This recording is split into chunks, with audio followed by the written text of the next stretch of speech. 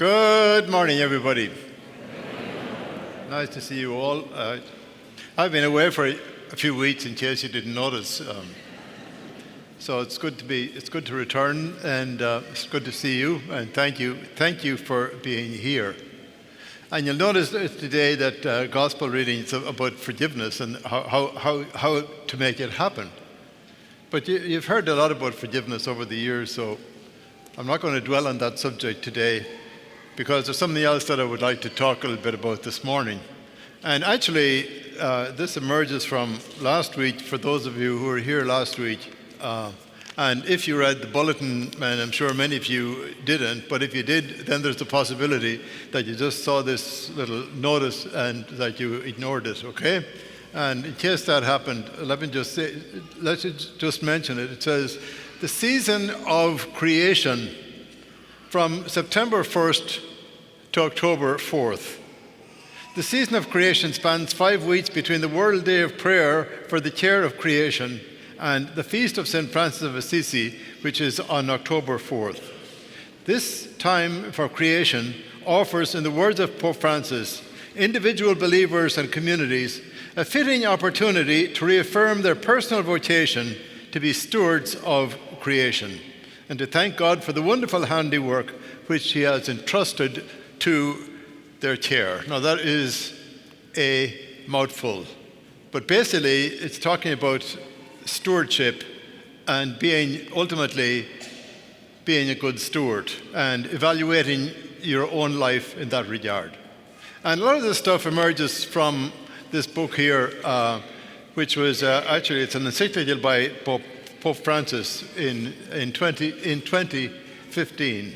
It's not the easiest read in the world, but it's very good. So I really encourage you at some stage that you pick it up and reflect upon it, because the whole question of stewardship is such an important one.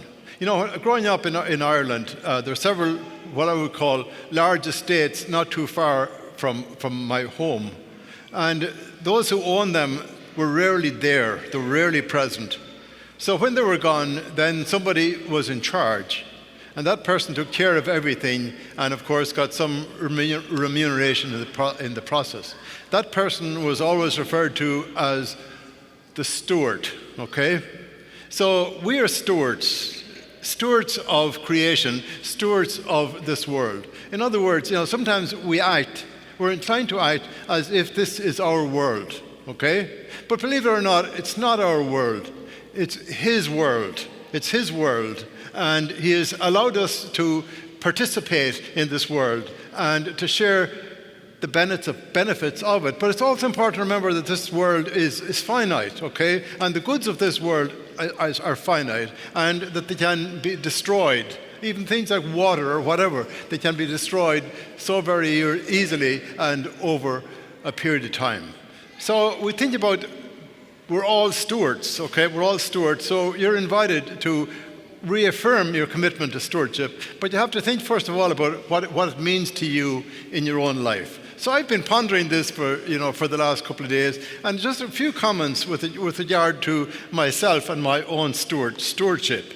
And I would say generally, in regard to my relationship with people, my stewardship is pretty good. My relationship with the lower species, meaning animals, again, I would say very, very good. That is, that I love all kinds of animals, especially I love dogs. But I don't want a dog, so just keep that in mind, okay? Okay. I love other people's dogs, okay. So that's reality. That's who I am.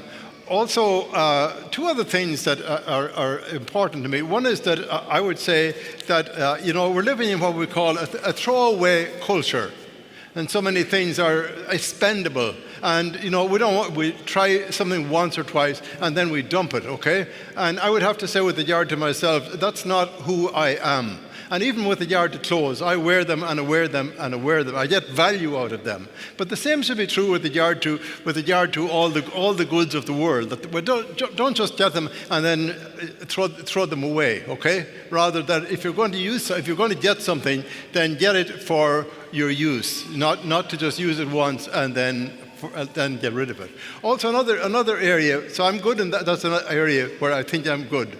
Another area that I was good while I was in Ireland, but I can't say I'm as good here. That is the whole question of recycling. And in Ireland, there's the black bin and there is the green bin. And if something is usable, then after you use it, ends up in the green bin. If it's not usable, then you get rid of it. So everybody else, they're very serious about recycling in Ireland. I can't say the same is true here. I cannot say the same about me here either. But it's something that I need to get better in that regard.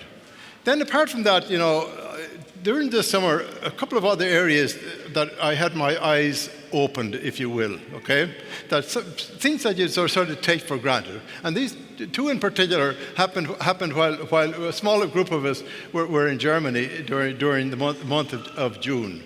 And one thing that, Germans, as you know, are very industrious and very good and keep things very clean, etc., etc. But one thing I noticed was, driving along the highways, the sides of the highways, the grass wasn't cut in so many instances. Rather, the grass was it looked wild and unkept. And, I said to myself, those darn Germans, that's unusual. It's unusual that they wouldn't be taking care of their grass. But then I noticed, as I went along, that going into into the different cities, that different areas that weren't used for any particular purpose, that beautiful, beautiful little gardens, if you will, lovely flowers and herbs and all kinds of things.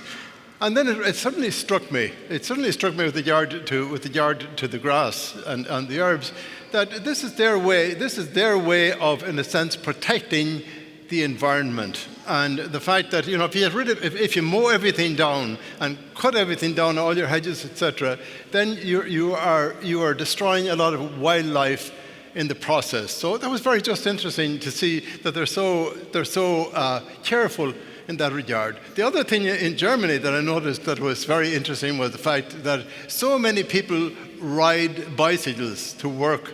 Like here you have garages full of cars. There you have these huge amounts of bicycles in cities, okay? And so the bicycles are used so much as a mode of transportation. Now I'm not saying that there are times here we cannot do that, but nevertheless, it's a statement.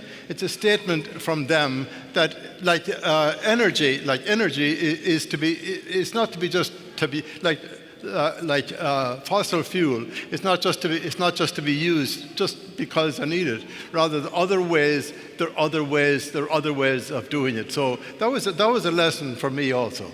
And then the other lesson that I got was coming back to Ireland. And of course, I love being in Ireland. I love the landscape in Ireland. But I have a nephew he's the farmer.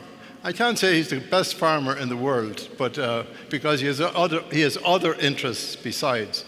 But one thing that he mentioned to me was he started last year for the first time, that is artificial fertilizer. He no longer uses artificial fertilizer. And I said to him, well, that's nice, but your grass is going to suffer in the process. And in a sense, if artificial fertilizer, it brings up the grass real fast. But the thing with artificial fertilizer is it is a pollutant. And what's happening also is there are so many little what you call little critters that live in the grass. There's so many little critters who live underground. And using artificial fertilizer can so easily destroy what is there. I've almost enough said, because really this is not my issue, but it's also your issue. The danger is the world in which we live. As I say, it's not our world, it's his world. But as I say, the goods of this world are not absolute, okay? they're not absolute, and they're to be used with care. And so many things has happened in this world, in this country, and this world that has just been destructive as far as creation is concerned. You know that as well as I do. So I just invite you to, first of all, ponder your own stewardship of creation. And not just to ponder, but also to reaffirm your commitment to do better in that regard. Because ultimately, as I said, it's not our world, it's His world. And He has given us this world and everything in it. And you'd be quite sure that everything in it has a purpose. He didn't create anything for nothing, okay? It all has a purpose, and it all serves Him in its own way. And so as we do our best to, as a sense, protect the creation which has been given to us, know that He is always with us. Most especially, He is with us here in the Eucharist when we celebrate our Mass together. And as we receive the Eucharist today, it might be an opportunity for each one of us to make a commitment to stewardship, especially to be better stewards in the future than we have been already. Amen.